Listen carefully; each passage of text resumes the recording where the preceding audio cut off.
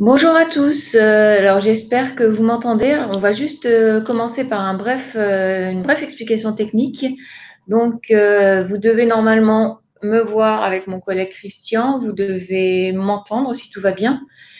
Sur votre droite, vous avez des petits onglets, un onglet chat, un onglet questions. Si vous pouviez juste sur l'onglet chat me confirmer que vous m'entendez bien, ce serait super.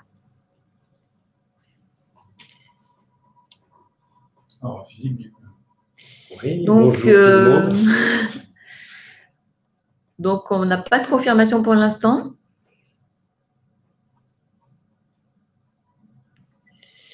Donc, savoir si vous Voilà, me voyez bien. voilà. Ah, super. Ok, super. Donc, merci. Ça a l'air de bien fonctionner. Alors, donc, pour vous expliquer, vous pouvez communiquer avec nous via chat où tout le monde, du coup, voit le chat. Si vous avez des questions plus privées à poser, donc des choses un peu plus confidentielles, par exemple, qui concernent vraiment vos applications et dont vous n'avez pas envie de parler à tous les intervenants présents, vous pouvez utiliser l'onglet questions. Il n'y aura que les gens donc, du coup, qui présentent le webinaire qui pourront voir les questions et vous serez les seuls à voir les réponses. Et enfin, en fin de webinaire, donc on a prévu un webinaire qui durera 30 minutes où on va vous présenter des choses et à l'issue de ces 30 minutes de webinaire, on pourra vous laisser la parole, c'est-à-dire vous inviter à, entre guillemets, monter sur scène, donc à venir vous exprimer. Et donc voilà, on pourra à ce moment-là vous entendre et vous voir si vous avez une webcam activée et du coup échanger sur vos problématiques. Les personnes qui n'auront pas été invitées à monter sur scène continueront à entendre sans pouvoir parler. Par contre, il y a toujours des onglets de chat et questions qui sont disponibles.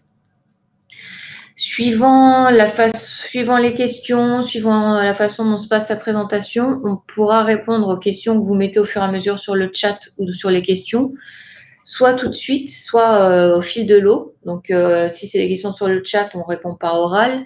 Si vous mettez dans l'onglet questions et que vous marquez que c'est confidentiel, on répondra pas de façon orale, mais de façon écrite, du coup, confidentiellement. Voire on répondra en vous rappelant après pour répondre à ces questions-là, mais au moins on aura eu le temps de préparer du coup des réponses. Donc, dans tous les cas, il y aura des réponses soit au fil de l'eau, soit en fin de présentation. Voilà. Donc, on va démarrer du coup maintenant. Donc, en gros, la présentation se découpe en deux parties. Une partie plus présentation techno et une partie plus présentation applicative, donc les applications sur lesquelles les produits et la techno sont intéressantes. Donc, juste, on va commencer par se présenter. Donc, moi, je suis Maïwen Courbeau, je suis responsable marketing et digital chez PCB Piezotronics SA. Ouais, donc moi, je suis Christian Medrano, donc chef de marché sur le secteur automobile et transport, donc qui comprend le ferroviaire, et pour ce qui est tout ce qui est secteur du test et de la mesure. Hors champ de la caméra, pour les raisons de distanciation sociale, nous avons aussi dans la salle, mais caché, Monsieur Luc Mijon. Bonjour. Et je suis l'ingénieur application support de la ligne Endefco en Europe. Et enfin, à distance, voilà. Et encore plus loin, Philippe de Cordemois, moi je suis responsable du développement commercial de la marque Endefco en Europe. Donc juste pour repréciser très rapidement le contexte pour ceux qui n'ont pas forcément toutes les informations. Donc là, nous représentons PCB Piezotronics France. PCB Piezotronics France, en fait, a intégré le groupe MTS en 2016. MTS, qui est le leader mondial de tout ce qui est système de test haute performance et capteur de précision, qui est une boîte américaine cotée au Nasdaq. PCB France, c'est une filiale de PCB Piezotronics États-Unis, qui est une entreprise donc, fondée en 1967 aux US, qui a la particularité par rapport aux nombreux concurrents sur le marché, hauts concurrents sur le marché, de concevoir, développer, fabriquer dans ses propres usines les solutions de mesure de grandeur physique. Donc, tout est fabriqué, développé, conçu aux États-Unis dans nos usines et on est vraiment propriétaire de tout le process. Et nous, donc, PCB Piezotronics SA en France, on est distributeur de ces produits-là, c'est-à-dire qu'on se fournit chez notre maison mère, mais on rajoute la touche de conseil aux clients, conseil applicatif et distribution du produit. Et pourquoi aujourd'hui on va vous parler du MEMS, c'est que depuis octobre 2019, la marque Andefco a rejoint notre compagnie, notre groupe. Andefco qui est également une marque américaine, donc fondée en 1947 en Californie. Et Andefco a cette particularité d'avoir ses propres usines MEMS dans lesquelles elle fabrique, développe et conçoit bien sûr tout ce qui est capteur piézorésitif et capacitif. Et là, c'était vraiment, autant PCB était très à l'aise sur la conception, fabrication du piézoélectrique, autant sur le MEMS, on n'avait pas forcément les moyens de nos ambitions. Donc, le mariage avec Andefco a vraiment permis de rajouter cette gamme-là et cette techno-là dans notre portefeuille. Donc, c'est pour ça qu'aujourd'hui, on va faire un zoom dessus. Alors, comme on a voulu faire quelque chose d'assez bref pour correspondre aux agendas de tout le monde, du coup, on a découpé en deux parties. Donc, aujourd'hui, on va vraiment axer sur tout ce qui est même piézorésistif, donc tout ce qui est lié finalement à des essais de choc, donc plus précisément des essais de crash. Je laisse la parole du coup à mon collègue, monsieur Philippe de Cordemois, pour la partie techno. Bonjour à tous. Donc, on va commencer la partie techno par une rapide présentation de qu'est-ce que c'est que la technologie MEMS, comment elle s'applique ensuite aux accéléromètres piézorésistifs et enfin parler des spécificités des capteurs d'accélération piézorésistifs d'Andefco pour enfin terminer sur une partie plus applicative. Le MEMS, c'est une technologie qui est utilisée très largement dans l'industrie, principalement dans tout ce qui est téléphonie. Ça signifie système micro-électromécanique. C'est une technologie qui repose sur l'utilisation du silicium comme matière et c'est une technologie qui permet de faire de la production en masse, d'automatiser tout ce qui est production. Comme autre avantage, ça permet d'avoir des éléments qui sont extrêmement miniatures. Vous voyez à gauche un packaging d'un capteur de vibration à intégrer. Et c'est également une technologie qui permet de réduire la consommation électrique. Et lorsque l'on utilise du silicium, c'est une technologie monobloc. Donc ça, ce sont les principaux avantages de la technologie MEMS et de la raison pour laquelle cette technologie est devenue extrêmement populaire dans le monde de l'industrie.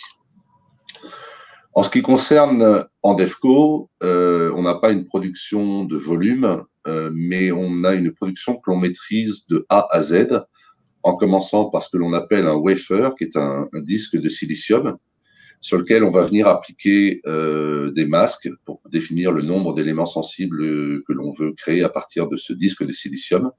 Et après, on va avoir tout un processus de fabrication qui va venir sculpter le silicium, soit par des procédés mécaniques, soit par des procédés chimiques. On va venir diffuser des jauges dans le silicium avant de mettre tout ça en étuve pour refaire une conception monobloc, nettoyer l'élément sensible, les séparer et enfin les tester et les étalonner. Pour information, Andefco travaille sur des wafers silicium qui font 2,5 inches de diamètre. C'est pas énorme. Il y a des industries où il y a plus besoin de volume qui utilisent des wafers plus grands. On produit environ 80 à 100 éléments sensibles par disque de silicium. Et on part sur des wafers qui ont des épaisseurs variables entre 120 et 1200 micromètres. Mais on va sculpter des composants qui vont faire l'élément sensible jusqu'à des épaisseurs de 7 micromètres. Donc, c'est vraiment une industrie miniature. On voit ici deux étapes de la fabrication de capteurs MEMS. À droite, on voit un opérateur qui est en train d'intégrer l'élément sensible dans un boîtier rectangulaire d'un capteur de choc très haut niveau. Et à gauche, on voit le test d'éléments sensibles qui sont utilisés pour des capteurs de crash test. Particularité donc d'Andefco, on a une usine qui est située à Sunnyvale, en Californie, au cœur de la Silicon Valley, qui est l'élément où toute la partie production du MEMS, du wafer jusqu'à l'élément sensible, est réalisée. Donc c'est un processus que l'on maîtrise non seulement depuis de longues années, mais à 100% en interne. On n'intègre pas de composants qui viennent d'ailleurs et notre production est 100% située à cet endroit-là. La recherche et le développement pouvant être dans une autre usine en Californie. C'est-à-dire que quand on regarde les caractéristiques de notre usine, on a 2000 m² de surface de production, 300 m² de salle blanche et uniquement 30 personnes dans cette usine, parce que ces 30 personnes sont exclusivement dédiées à la partie production.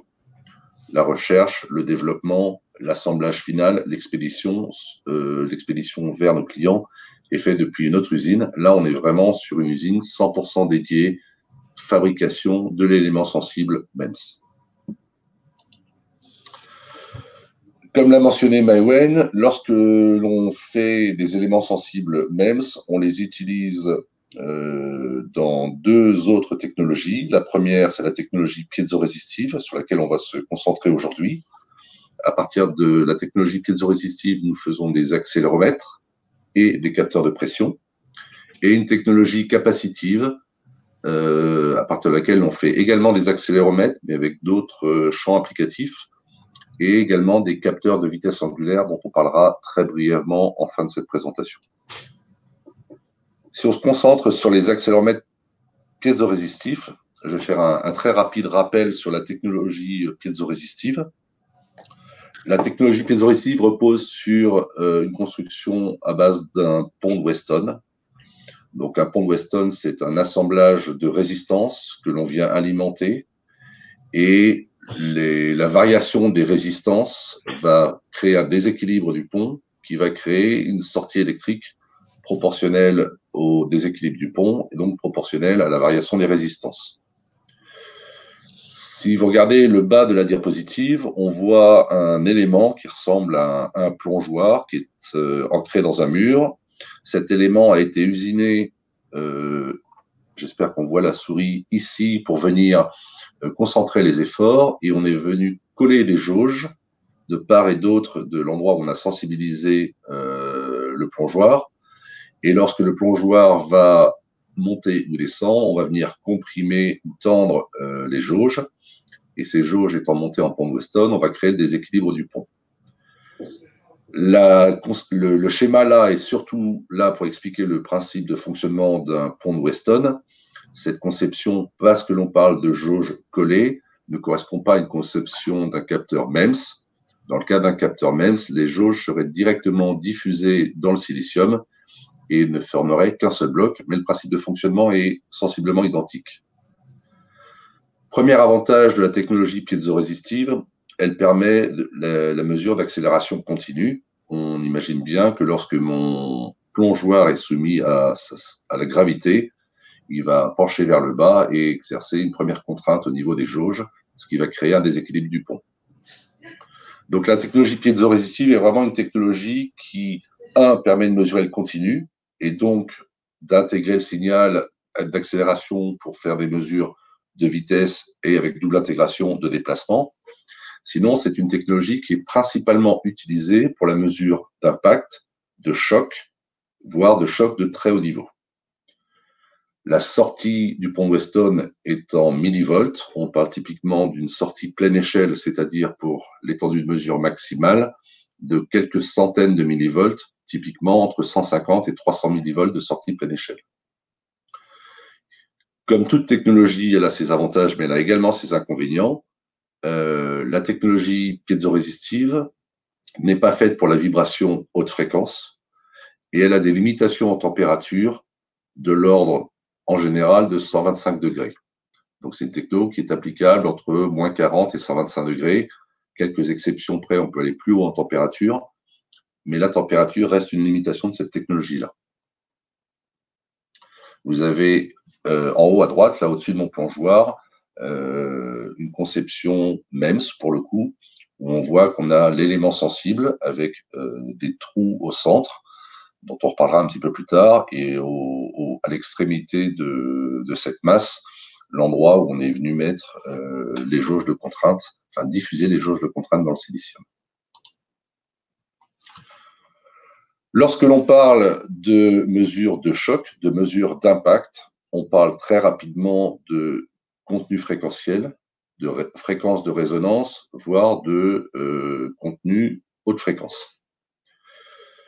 Il y a avec les capteurs piézorésistifs, ou je devrais dire il y avait avec les capteurs piézorésistifs, 3 types de capteurs principaux. Le premier, c'est le capteur non amorti. Vous avez un élément sensible MEMS qui va être encapsulé dans un boîtier avec du vide et qui va être parfaitement libre de son mouvement, de son déplacement. Un capteur non amorti va avoir une réponse en fréquence qui va être dans un premier temps plate avant d'atteindre un phénomène de résonance où la sortie électrique du capteur ne va plus être proportionnelle à l'entrée mécanique et où en plus on va avoir un système de déphasage. Donc c'est ce que l'on voit sur cette courbe, on voit une réponse plate et puis ensuite on monte vers une fréquence de résonance et après la réponse en fréquence du capteur s'écroule. Ça c'est un capteur non amorti. On peut, à défaut de vide dans l'encapsulation de mon élément sensible MEMS, mettre de l'air ou de l'huile ou un gaz et venir perforer l'élément sensible de trous. Et en gérant le nombre de trous et le diamètre des trous, on va être capable d'avoir un phénomène d'amortissement, c'est-à-dire que l'on va contraindre l'air, le gaz ou l'huile à passer d'un côté de l'élément sensible vers l'autre côté de l'élément sensible, et ce faisant, on va amortir le déplacement de l'élément MEMS. Toujours en restant sur la courbe présentée en haut, on voit un amortissement à huile, où on se rend bien compte que l'huile va empêcher un comportement, ou va modifier le comportement haute fréquence de mon élément sensible, et donc prémunir mon élément de contenu haute fréquence et de problèmes de résonance. On voit aussi que, du coup, la réponse en fréquence plate de mon capteur est sensiblement plus étroite que sur un capteur non amorti. Donc, en fait, l'amortissement, le principal avantage de l'amortissement, c'est de protéger mon élément sensible contre un phénomène de résonance, d'éviter la résonance, et donc d'avoir un capteur qui va être protégé contre d'éventuelles destructions liées au phénomène de résonance. À l'inverse, on voit bien que dès qu'on amortit, on a nécessairement un compromis à faire sur la réponse en fréquence plate. Pourquoi amortissement à air ou amortissement à huile? L'amortissement à huile va avoir un coefficient d'amortissement plus fort que l'amortissement à air. Donc, si on veut un amortissement, je qualifierais de viril, parce que je ne trouve pas d'autre mot, on va prendre un capteur amorti à huile. Par contre, l'huile, contrairement à l'air ou au gaz, va avoir un comportement qui va changer en fonction de la température. C'est ce qui est illustré sur le graphique en bas, où on voit 5 courbes, 3 qui sont sensiblement équivalentes, qui correspondent à le comportement de l'huile ou d'un gaz à 25 degrés. Et pour le gaz, également, à moins 40 et à plus 100 degrés. Donc, on voit qu'un capteur amorti à air, qu'on l'utilise à moins 40, température ambiante ou 100 degrés, on va avoir sensiblement le même amortissement. À l'inverse, si on utilise un capteur amorti à huile, on va avoir un amortissement plus fort, mais on va avoir un amortissement qui, malheureusement, va être variable en fonction des gammes de température. Si on travaille à moins 40 degrés, l'huile va devenir solide, sa viscosité va augmenter de manière significative, et on ne va plus être dans un bain d'huile, on va être dans un bain de végétaline pseudo-solide qui va faire un amortissement beaucoup plus fort. À l'inverse, si on monte à 100 degrés, l'huile va devenir extrêmement liquide, va être parfaite pour faire cuire des frites, mais ne va plus du tout jouer son rôle d'amortissement parce qu'elle va être tellement liquide, tellement fluide, qu'elle va passer d'un côté à l'autre de mon élément sensible sans amortir le comportement de mon capteur. Et donc, c'est ce qu'on voit ici. On voit une fréquence, un comportement qui ressemble à une résonance. C'est ce qu'on obtiendrait avec un capteur amorti à huile à 100 degrés et un amortissement très fort qui commence très tôt, et donc une réponse en fréquence plate très limitée à moins 40 degrés. Donc, attention sur l'utilisation des capteurs amortis à huile. l'amortissement qui est donné sur la fiche technique n'est donné que dans les conditions d'étalonnage et de construction du capteur, c'est-à-dire à l'ambiance. En plus, l'amortissement à huile est une technologie relativement onéreuse à mettre en place. Et bon, c'est un petit peu une technologie assez ancienne, mais qui avait l'avantage de pouvoir fournir un amortissement très fort. Juste une diapo pour illustrer le problème de résonance. On a ici deux capteurs qui ont la même pleine échelle, à savoir 2000 G. L'un qui est non amorti, c'est le vert, et l'autre qui est amorti, le capteur rouge. Et on a réalisé un impact métal-métal et on a comparé à gauche les deux courbes superposées et à droite, on a enlevé le capteur non amorti pour voir uniquement le comportement du capteur amorti. On voit bien le phénomène de résonance à gauche, où on voit qu'après un choc qui était un choc unique, on a un signal d'accélération qui s'étend dans le temps. On voit également qu'on a deux pics au départ et qu'il semble que le deuxième pic soit plus élevé que le premier, ce qui n'a aucun sens ni physique ni mécanique. Ce que je veux dire par là, c'est que si votre capteur est parti en résonance, il va être très difficile non seulement de mesurer la valeur exacte du choc, mais en plus, vous avez, après le choc initial qui n'a pas été mesuré correctement, un phénomène un petit peu particulier qui ne correspond à rien. Sur le capteur amorti à droite, on voit qu'on a un choc clair, propre. On voit qu'on a un deuxième petit choc juste après, mais avec une amplitude vraiment beaucoup plus faible. Donc, on peut imaginer qu'il y a eu un rebond dans notre impact métal-métal. Et on voit qu'après, on est rapidement au niveau du bruit du capteur. Comment est-ce que ça se traduit? Là, on était sur un signal d'accélération. Comment est-ce que ça se traduit lorsque l'on intègre derrière ce signal?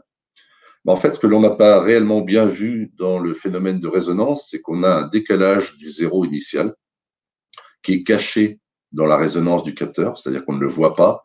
Il faudrait vraiment regarder avec attention si ce signal-là ou tout ce bruit-là est bien symétrique par rapport au zéro, ce qui n'est pas le cas. Donc, on a un léger décalage de zéro.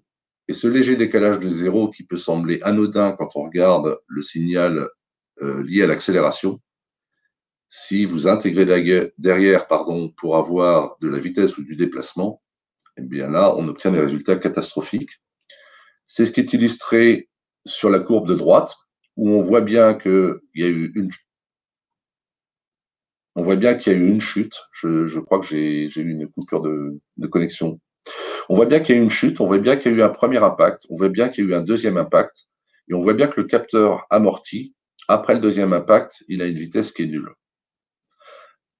Et cette vitesse-là, encore une fois, elle est obtenue en intégrant le signal d'accélération.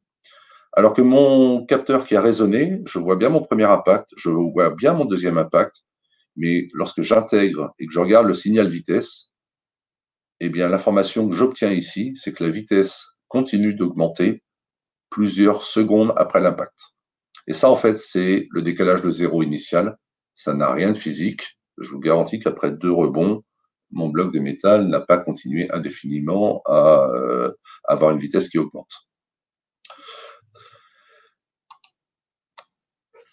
Je dis tout à l'heure, en parlant d'amortissement, je devrais dire c'était les 3 modes d'amortissement qui existaient jusque-là. Et la raison pour laquelle j'ai utilisé le passé, c'est que il y a 1 an et demi, 2 ans, Andefco a introduit une nouvelle technologie qu'ils ont appelée le multimode damping.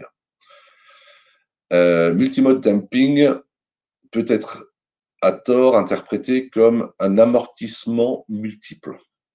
Et on sait qu'il y a beaucoup de gens qui essayent d'expliquer à nos clients qu'un amortissement multiple, ça n'a pas de sens, que c'est juste que l'on ne maîtrise pas le premier amortissement et qu'on essaye d'en faire un multiple pour compenser cette faiblesse.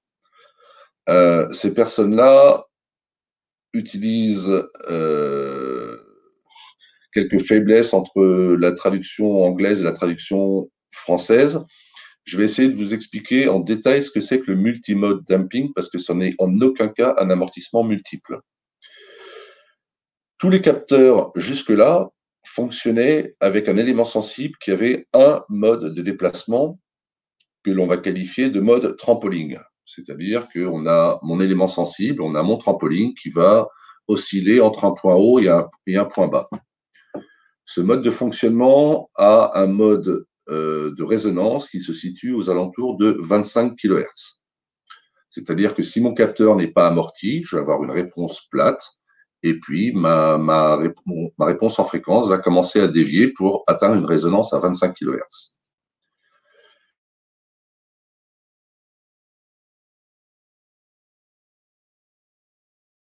Des éléments MEMS. Je ne sais pas, j'ai des messages intempestifs qui me disent que la connexion est perdue, donc je ne sais pas si vous avez perdu la connexion ou pas. Christian? C'est bon, on t'entend là, c'est vrai que de temps en temps, on te perd. D'accord. Tu peux recommencer, je pense. Donc, le mode trampoline, c'est le premier mode. Il a une résonance à 25 kHz. Et en fait, Andefco a innové et démontré sa maîtrise de la production d'éléments MEMS en permettant à l'élément sensible MEMS d'avoir un deuxième mode de déplacement ou de fonctionnement. Et ce deuxième mode, c'est un mode qu'on va appeler un mode de torsion. C'est-à-dire que si je reste sur mon exemple de rectangle qui bouge en mode trampoline, à partir d'une certaine fréquence, mon élément sensible va aussi avoir la possibilité d'osciller autour d'une de ces diagonales. Donc ça, c'est le mode torsion. Et ce qui est très intéressant dans cette conception innovante de l'élément sensible, c'est que, premièrement, le mode torsion a, lui, une fréquence de résonance qui est beaucoup plus élevée, qui est aux alentours de 35 kHz. Donc 25 kHz pour le mode trampoline, 35 kHz pour le mode torsion. Et ce qui va se passer, c'est que le mode torsion va venir se superposer au mode trampoline. Et là où ça devient vraiment intéressant, c'est qu'il va commencer à venir se superposer à ce mode-là lorsque le mode trampoline n'a plus une réponse en fréquence plate. C'est-à-dire, de 0 jusqu'à quelques kilohertz, le mode dominant dans mon élément sensible va être le mode trampoline. Et à partir du moment où ce mode-là va commencer à saturer, si vous me passez l'expression, pour aller doucement vers une résonance, c'est le mode torsion qui va prendre le dessus, qui va absorber l'énergie supplémentaire, qui va devenir le mode principal de déplacement de mon élément sensible. Et ça a deux effets. Le premier, c'est qu'on est capable d'étendre la réponse en fréquence plate de notre capteur, puisqu'au moment où la réponse commençait à dévier en mode trampoline, c'est le mode torsion qui prend la suite. Et en plus, on est capable de supprimer tout phénomène de résonance jusqu'à au moins 35 kHz. Je reviens 30 secondes sur cette diapo. Ça nécessite une conception réellement high-tech de l'élément sensible et surtout de son accroche pour lui permettre ces 2 degrés de liberté. Et donc, on voit sur la partie droite de la diapositive que, en fait, on travaille avec 4 bras, mon élément en silicium étant au centre, mais les bras sont en silicium. Je rappelle que le MEMS, c'est une conception monobloc made of silicium. Donc, ça nécessite 4 bras, mais ça permet d'obtenir une réponse en fréquence plate et plus de résonance. Et c'est pour ça qu'on appelle ça damping. Parce qu'en fait, les gens qui cherchent à amortir cherchent effectivement à s'affranchir du phénomène de résonance et à optimiser leur réponse en fréquence plate. On voit sur cette diapositive une réponse en fréquence d'un capteur qui est parfaitement conforme au standard du crash, avec le corridor qui va bien, mais on voit qu'à partir de 3 kHz, donc c'est un capteur non amorti, à partir de 3 kHz, la réponse en fréquence part vers le haut, et si on continuait à 25 kg, ce capteur résonnerait. C'est à peu près le 72-64B qu'on a présenté tout à l'heure, le capteur vert. À droite, on a la réponse en fréquence d'un capteur multimode damping. On voit qu'on est plat, passé 3 kHz. On voit qu'aux alentours de 3-4 kHz, il se passe un petit quelque chose, mais on est toujours largement dans la gamme des plus ou moins 5. Et on voit qu'après ça, on continue d'être plat. Et même quand on passe en dB et qu'on va jusqu'à 30 kg, on s'aperçoit qu'effectivement, on n'a pas de résonance.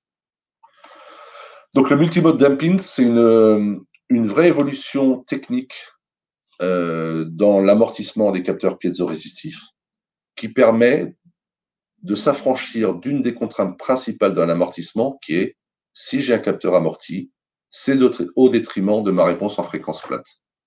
Là, vous avez un capteur qui est amorti, qui est même ultra amorti, il n'y a pas de résonance, et vous n'avez pas de compromis à faire sur la réponse en fréquence. Donc, vous pouvez aller voir des phénomènes à 4, 5, 6 kHz en étant toujours parfaitement plat, en n'ayant pas de résonance, c'est-à-dire en ayant un capteur qui est plus robuste parce qu'il n'y aura pas de risque d'endommager l'élément sensible avec des phénomènes de résonance. Ça, c'est la première innovation majeure dans DEFCO.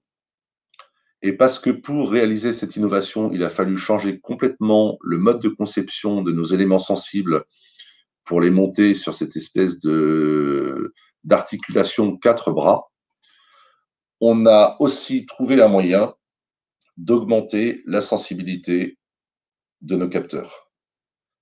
Nos capteurs, jusque-là, avaient une pleine échelle de sortie qui était aux alentours de 300 millivolts. On sort une nouvelle génération de capteurs qui s'appelle H, ou en tout cas pour lesquels le descriptif ou le part number du capteur contient un H. On a ici un exemple avec un 726C qui est devenu un 726CH. Et ces capteurs sont 2 fois plus sensibles que la génération précédente. Et donc, on a désormais des capteurs qui ont une sortie pleine échelle de 600 millivolts contre 300 auparavant. Et ça, c'est un autre progrès majeur. Et il y a 2 avantages. Le premier, c'est qu'aucune autre caractéristique du capteur n'est modifiée. C'est pas, quand je parle de caractéristiques, je parle de dimension, de poids, de réponse en fréquence, de bruit de fond. La résistance de mon pont est sensiblement différente. Mais parce que le bruit de fond n'est pas changé, on a un capteur une génération de capteurs, je devrais dire, dont on vient d'améliorer par 2 le rapport signal-bruit. Ça a plusieurs avantages. Le premier avantage, évidemment, pour un niveau donné, d'avoir 2 fois plus de signal, donc d'avoir un signal plus propre. Ça permet aussi d'aller chercher des niveaux plus bas. J'attire juste votre attention sur une chose, c'est qu'on a beaucoup de capteurs aujourd'hui qui sont donnés pour 2000G, exclusivement 2000G. Et souvent, les clients nous disent « Oui, mais moi, en fait, je préférerais un capteur 1000G parce que c'est ce que je veux mesurer et je n'ai pas besoin d'un 2000G. » Parce qu'on a 2 fois plus de sensibilité. En utilisant un 2000G à 1000G, vous aurez un signal qui sera équivalent à un capteur qui serait avec 300 millivolts de pleine échelle 1000G. Donc, la combinaison du multimode damping et de ces capteurs haute sensibilité permet vraiment d'avoir une offre qui permet d'aller voir des phénomènes que vous ne pouviez pas aller voir avant parce qu'ils étaient dans des domaines de fréquence où l'amortissement faisait que vous n'aviez plus de réponse plate, et permet d'aller voir aussi des niveaux plus bas grâce au meilleur rapport signal sur bruit du capteur. L'heure est venue de passer la main à Christian. N'hésitez pas, si vous avez des questions ou des commentaires, à utiliser le chat. J'y répondrai pendant que Christian avance sur la partie applicative. Allez, je souris. Vas-y. Alors, oui, donc je vais essayer d'accélérer un petit peu pour vraiment essayer de tenir sur les 30 minutes que nous avions prévues pour ce webinaire. Hein. Donc, les capteurs piezorésitifs, donc utilisés dans les applications de crash test, hein, plus particulièrement dans le monde automobile. Donc là, je vais vous présenter quelques applications utilisées dans le secteur automobile pour les crash tests.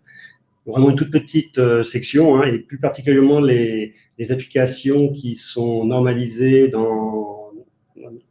en Amérique, parce que donc nous avons décidé de mettre des petits liens donc sur chaque application qui vous permettront après coup, hein, lorsqu'on vous enverra la présentation en PDF après le webinaire, d'aller voir plus en détail les articles donc dédiés donc au crash test qu'on va vous présenter.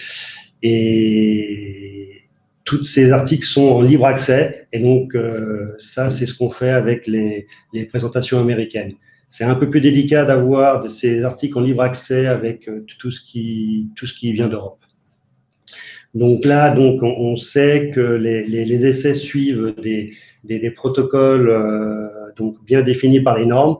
Là, ce sont des normes américaines. Hein. Là, on parle de l'impact frontal avec chevauchement. Et là, donc, ça suit des critères qui sont bien déterminés dans les normes, hein, comme la vitesse de référence, qui est aux États-Unis est de 65 km/h, et les zones donc où doivent être mesurés les chocs. Donc, il y a 3 zones hein, à positionner pour positionner les accéléromètres. Je passe au suivant. Donc, ensuite, voilà, donc on sait qu'on doit également suivre un protocole d'équipement hein, sur les véhicules. Hein. Donc l'instrumentation donc en 3 zones doit être sur un véhicule doit être montée donc pour voir le centre de gravité et également monter sur les piliers donc droit et gauche. Alors moi j'ai nommé le nom pilier pour les armatures qu'il y a à droite et à gauche au niveau du pare-brise. Donc je ne connais pas trop le terme utilisé dans le monde automobile. Donc, s'il y a des gens qui veulent bien m'envoyer le terme utilisé, je suis preneur hein, pour améliorer nos présentations. Hein. Donc, ça, c'est pareil. Ce sont pour le montage, par exemple, dans le centre de gravité, on sait qu'il faut utiliser donc une barre en acier et la souder au niveau de la ligne médiane, au niveau des sièges, pour pouvoir positionner sur son capteur. Et également, donc, il y a des normes qui imposent également de mettre au minimum 8 capteurs pour instrumenter les mannequins. Donc répartis sur la tête, hein, sur la poitrine et sur les pieds. Évidemment, après, suivant les besoins, vous pouvez mettre plus de capteurs, mais au minimum 8 capteurs. Voilà donc également des protocoles d'impact donc pour tout ce qui est impact latéral, où là on vient mettre un véhicule stationnaire et on lui envoie donc à une vitesse de 50 km/h un chariot, donc qui a une masse totale de 1500 kg. Donc ça c'est pareil, c'est référencé. Donc vous voyez, je ne sais pas si vous voyez ma souris, hein, mais sur le bas à droite, donc il y a les petits liens donc pour aller sur les articles techniques. Hein. À gauche. À gauche, oui, à gauche. Ouais. Donc là, le chevauchement petit et modéré, donc c'est venir percuter donc une partie du véhicule sur un obstacle fixé, hein, et c'est pareil, cela se fait donc à une vitesse de 65 km/h. Alors donc en général, hein, pour tout ce qui est donc mesure d'impact et dans les crash tests, ce sont les capteurs type 72-64B qui sont utilisés, c'est-à-dire des capteurs non amortis hein, qui ont des gammes de mesures de 500G et de 1000G, avec donc évidemment un signal de 400 millivolts qui sont, on va dire, plats jusqu'à 5 kHz. C'est d'ailleurs ce qu'on peut voir sur la petite courbe de droite, où là, donc, on voit qu'on est plat jusqu'à 5 kHz. Et on se rend compte qu'on peut aller donc en fréquence de résonance à une valeur aux alentours de 27 kHz. Donc, ce qui veut dire que si lors de l'impact frontal où on atteint ces valeurs-là, l'accéléromètre peut être détérioré ou endommagé. Donc, d'où l'intérêt après, donc en plus du 72-64B, c'est de pouvoir mettre en place des nouveaux capteurs donc à amortissement multiple, hein, les 72-64H, qu'on verra après. Ouais, il faut vraiment que j'appuie tout doucement sur ta souris. Voilà. Donc, ouais, j'ai voulu mettre également donc cette petite présentation concernant les essais de pare-choc. Donc, où là, on voit le protocole avec les critères principaux qui sont les chevauchements avant ou arrière, hein, donc avec une vitesse de 10 km/h, et lorsqu'on fait un impact en rond coin, donc une vitesse à 5 km/h. Donc ça, c'est un protocole qui est donc suivant le 2IHS, doit être fait donc avec des caméras. Donc nous, on préconise de pouvoir mettre des accéléromètres piezorésistibles miniatures qui sont très légers et qui peuvent très facilement se mettre sur toutes les parties donc, des pare-chocs ou du véhicule ou du mur sur lequel vient percuter le véhicule, qui vont permettre, du fait de ce qu'a expliqué tout à l'heure dans le détail Philippe, c'est-à-dire pour pouvoir revenir donc à des mesures de vitesse et de déplacement, donc qui pourront permettre donc aux ingénieurs de récupérer des données, de les mettre dans le logiciel de simulation et de faire des calculs d'amortissement et de valeurs de coefficient d'amortissement. Donc, ce qu'on peut difficilement, je pense, avoir avec uniquement du visuel et les caméras vidéo.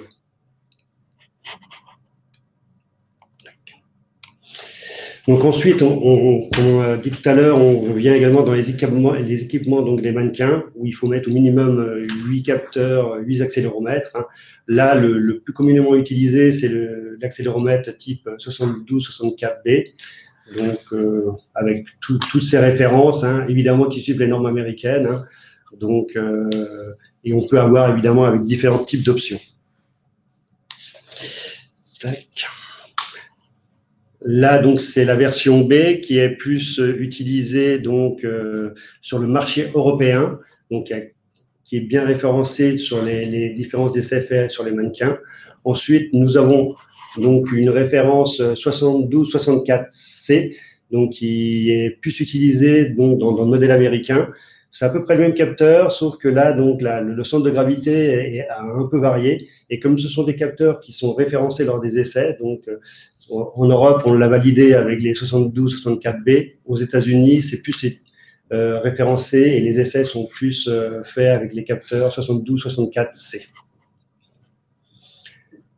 Tac. Ensuite, donc, évidemment, donc, sur ces mannequins-là, on pourrait maintenant faire les mesures en y mettant le 72-64H qui pourrait permettre donc d'aller dans des fréquences beaucoup plus élevées.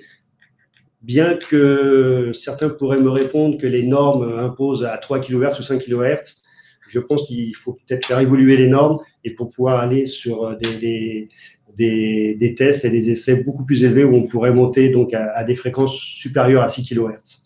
Donc, qui pourrait peut-être permettre de visualiser certains phénomènes. Donc, d'où l'intérêt d'utiliser les capteurs 72-64H. Donc, moi, j'utilise le terme amortissement multimode, hein, qui permet peut-être de mieux voir et percevoir l'avantage de l'utilisation de ces capteurs-là. Voilà, et donc ce capteur-là donc a été testé et validé par le bureau Euro NCAP et il peut être utilisé sans aucune contrainte et très facilement donc par vos services d'essai pour faire des mesures et qui seront validés, qualifiés parce que le capteur lui a été validé. Voilà, après, donc c'est une présentation rapide des capteurs monoaxe utilisés dans les crash tests, hein, très largement utilisés aux États-Unis. Hein, donc on a un marché très important aux États-Unis. On est également présent en Europe et je souhaite faire la même chose également en France. Donc c'est pour ça qu'on organise ces webinaires, hein, pour vous sensibiliser sur l'utilisation des accéléromètres en DEFCO. Hein. Donc c'est vrai qu'on a été absent pendant un certain temps. Là, on veut revenir en force. Et surtout avec les nouvelles technologies telles que les capteurs avec amortissement multimode. Mais par contre, on est capable de vous fournir tous les capteurs standards, donc non amortis, avec différents types de sensibilité, différents types de montage. Donc, on est capable de répondre à tous vos besoins. Et si ensuite il faut pouvoir répondre à vos questions, donc on va rester à vos dispositions à la fin du webinaire. On a également la même chose dans le capteur triaxe, hein, donc pareil avec amortissement multimode ou non amorti. Donc c'est pareil, on est capable de répondre à tous vos besoins dans ce domaine-là, donc avec des gammes de 500G et 2000G. Évidemment, donc avec les capteurs, donc quelque chose auquel vous êtes également sensible, parce que j'ai eu la réflexion de la part de beaucoup de clients, hein, c'est concernant tout ce qui est raccordement, tout ce qui est identification d'ALAS, tout ce qui est extension de câble possible. Également, pour vous faciliter la tâche et l'intégration de ces capteurs-là, c'est la possibilité de vous fournir également les tableaux d'étalonnage pour que vous puissiez donc intégrer ça facilement dans vos bases de données pour ensuite aller plus vite et vous permettre de faire des calculs assez rapides avec les informations que nos capteurs vous auront fournies. Voilà, ensuite, je vais redonner la main à Philippe concernant donc tout ce qui est capteur de pression piézo-résistif avec lesquels il y a également quelques applications dans le domaine du crash test. Je te redonne la main, Philippe. Alors, il me reste à peu près moins 15 minutes pour vous parler de capteurs de pression piézo-résistif. Donc, on va survoler ça très rapidement, quitte à refaire un point plus en détail sur ces capteurs-là si besoin. On utilise le même principe que les accéléromètres, donc le pont de Weston, je reviens pas dessus, un diaphragme fait en silicium. La particularité, c'est que on vient contraindre notre diaphragme ou notre membrane en plusieurs endroits, ce qui permet d'instrumenter la membrane en plusieurs endroits, ce qui permet d'avoir une sensibilité plus élevée que la plupart des capteurs piézorésistifs disponibles sur le marché. Donc, encore une fois, une des caractéristiques que l'on va retrouver ici, c'est que on va avoir une sortie pleine échelle plus importante. Particularité de nos capteurs, ils sont pas réellement adaptés à la mesure d'eau dans l'eau. Donc, la raison pour laquelle on parle de pression aujourd'hui, c'est parce que quand on parle de tests de sécurité, il y a très fréquemment des questions sur le déploiement d'airbags. Et là, on a des capteurs qui sont parfaitement adaptés, parfaitement conçus pour ces applications-là. Quelques caractéristiques de nos capteurs, et encore une fois, ça nécessiterait d'y passer plus de temps. Une sortie pleine échelle de 200 millivolts, lorsque, en général, 100 millivolts est le standard. On a une linéarité de nos capteurs à 3 fois leur étendue de mesure initiale.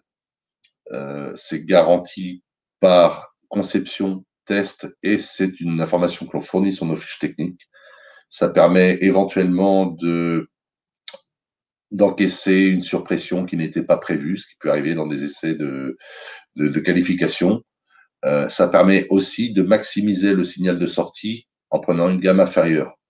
Très rapidement, si votre application nécessite de mesurer 40 PSI, vous pouvez prendre un 50 PSI, qui est la première gamme disponible au-dessus de celle que vous avez à mesurer. Mais avec nos capteurs, vous pouvez également prendre un 15 PSI et l'utiliser à 3 fois sa pleine échelle initiale. Et donc, vous aurez un signal de sortie qui sera 3 fois plus important. De nombreuses options, une construction, encore une fois, MEMS, monobloc, qui rend nos capteurs extrêmement robustes. On spécifie le niveau d'accélération et de choc que nos capteurs sont capables de tenir. Et ça fait que dans le domaine de la sécurité, il y a quelques applications, comme les applications de test d'airbag, où on a des solutions intéressantes à proposer. Là, on parle plus de capteurs amortis, on parle de capteurs où on va essayer d'avoir la fréquence de résonance la plus haute possible, avec des éléments en silicium qui seront extrêmement rigides pour résonner le plus haut possible. Et pourquoi on fait ça? Parce que la fréquence de résonance est la caractéristique qui va définir le temps de réponse de votre capteur. Plus la fréquence de résonance sera élevée, plus votre capteur répondra rapidement et plus votre capteur sera capable de suivre de manière précise un phénomène extrêmement rapide comme le gonflage d'un airbag. Donc, les gens qui font des essais d'airbag sont intéressés par plusieurs choses. La première, évidemment, la capacité de gonfler l'airbag dans un temps record, et ensuite la lente décroissance de la pression pour pouvoir venir accompagner la tête du passager, du mannequin, etc.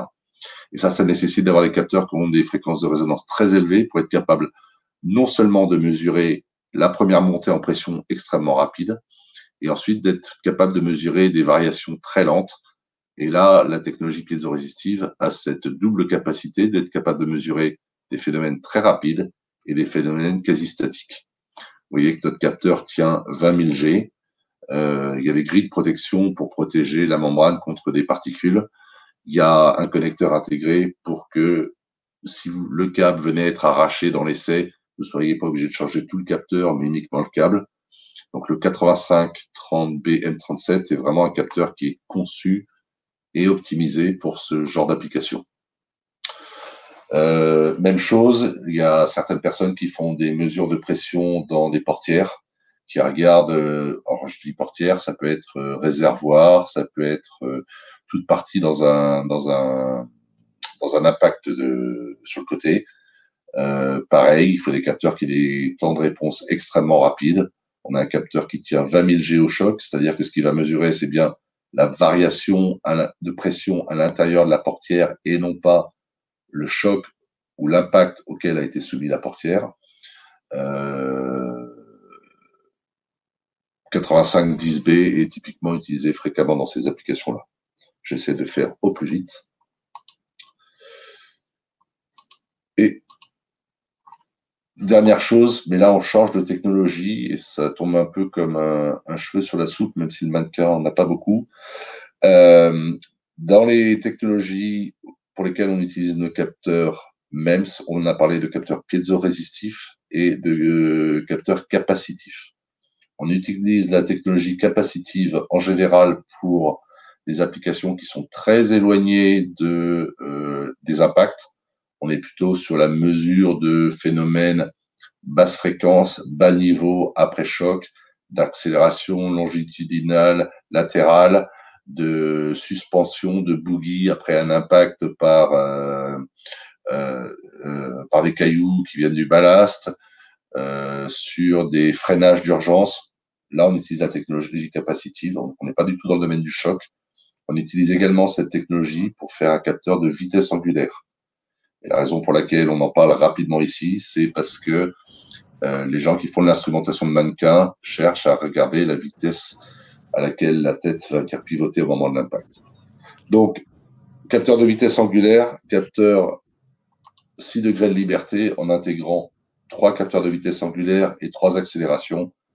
Mais je crois que c'est le sujet d'un prochain webinaire qui a lieu fin juin, le 30, si je me souviens bien. Le 30 juin, tout à fait. Ce sera un webinaire qui sera plus justement centralisé sur la technologie MEMS capacitive et donc ses utilisations dans le domaine des essais automobiles. Voilà, et particulièrement dans le comportement automobile et dans le confort des passagers. On vous enverra l'info très prochainement et on espère que vous les inscrirez aussi. Voilà, donc, ainsi se conclut notre présentation. Il me reste à vous remercier pour ceux qui ont le courage de rester jusqu'au bout, à vous prier de nous excuser pour le léger dépassement d'horaire. On a étendu notre réponse plate d'un facteur 50% à peu près. Oui, exactement. Par contre, moi, j'aurais quelques questions à poser donc, aux participants. C'est déjà, avez-vous des questions? Et n'hésitez pas à les poser. Hein, donc, soit on vous donne la main, vous les posez. Il est où le café? Bon, donc, j'en conclus que j'ai été soporifique. Voilà, bien noté. Je ferai attention. Pour parler du café, donc, bon, avec le Covid-19, la visite dans vos locaux pour parler donc des technologies MEMS, donc a été compliquée, même impossible. Hein. Par contre, je sais que certains d'entre vous sont retournés donc dans les laboratoires pour travailler. Donc, si vous avez besoin qu'on vienne vous voir pour vous expliquer plus en détail ou pour pouvoir voir avec vous des projets, donc n'hésitez pas à me solliciter et ce sera avec plaisir que je viendrai vous voir. Et si je dois être accompagné de spécialistes et d'experts de capteurs MEMS, donc je viendrai accompagné de Luc ou de Philippe s'il le faut. Donc, n'hésitez pas à me solliciter. Et si vous êtes donc ouvert pour pouvoir nous recevoir dans vos locaux, ça sera avec plaisir. Donc, sinon, donc je pense qu'avant la fin de la semaine, on vous enverra les invitations pour participer au au prochain webinaire qui aura lieu donc le mardi 30 juin vers 10 heures et qui sera dédié donc sur tout ce qui est technologie à capacité variable. D'ailleurs, je fais un aparté. Est-ce que l'horaire de 10 heures vous convient ou est-ce que pour vous, ça serait plus simple un peu plus tôt dans la matinée, plus tard? Parce que pour le coup, on démarre sur nos webinaires et on n'est pas forcément au fait de vos contraintes professionnelles, de quand est-ce que vous êtes plus dispo, moins dispo. Donc, n'hésitez pas à nous dire s'il y a des horaires qui vous conviennent mieux. Et promis, donc, on fera en sorte que ça dure vraiment une demi-heure. Faut pas promettre ces choses. Donc, si vous avez des questions, donc n'hésitez pas à les poser. Donc, on répond aux questions. Ou alors, vous pouvez m'envoyer toutes vos questions par email. Vous avez mes coordonnées. N'hésitez pas à me solliciter. De toute façon, suite à ce webinaire, moi, je vous enverrai le support de présentation qui a été utilisé, les coordonnées de toutes les personnes qui ont présenté le webinaire. Et donc, Christian, de toute façon, reviendra vers vous pour échanger de façon plus personnalisée sur vos propres problématiques. Sachez aussi qu'on peut prêter des capteurs pour faire des tests si vous avez besoin de tester un capteur avant de voir si effectivement vous avez un intérêt à l'acheter ou pas. Ou de valider vos essais, le système H, il n'y a pas de souci. N'hésitez pas à demander. Maëwen, je voudrais rebondir sur ce qui a été dit dans le chat. Si en plus des coordonnées et de la présentation, il semblerait effectivement assez judicieux d'adresser un bon café, un bon pour un café, pour que la prochaine fois que ces participants passent sur site, eh bien, on leur offre le café qu'on n'a pas pu leur offrir malheureusement aujourd'hui. Non, ce sera avec plaisir. Et nous non plus, on n'a pas de café. Ah, il n'y a pas de grain. Voilà, donc on remercie tout le monde d'avoir participé à ce webinaire en souhaitant qu'il ait répondu à vos attentes.